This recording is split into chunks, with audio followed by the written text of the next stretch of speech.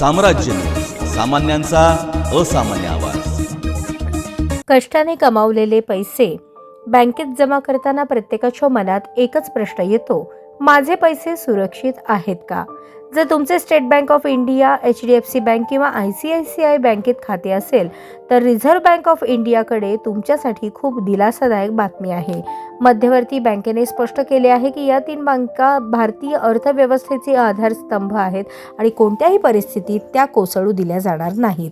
लोक अनेकदा सरकारी बँकांना खासगी बँकांपेक्षा सुरक्षित मानतात, परंतु RBIची ही यादी या मथळ्याला मोडून काढते।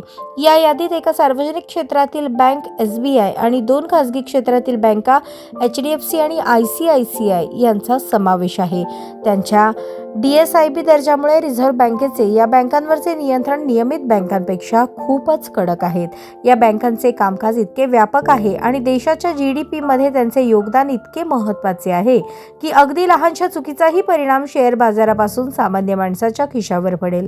म्हणूनच RBI आणि भारत सरकारने खात्री केली आहे की भविष्यात जर या बँकांना कोणत्याही आर्थिक संकटाचा सामना करावा लागला तर सरकार हस्तक्षेप करेल आणि त्यांची काळजी घेईल। याचा अर्थ असा की त्यांच्यात ठेवलेले तुमचे पैसे पूर्णपणे सुरक्षित मानले जाऊ शकतात।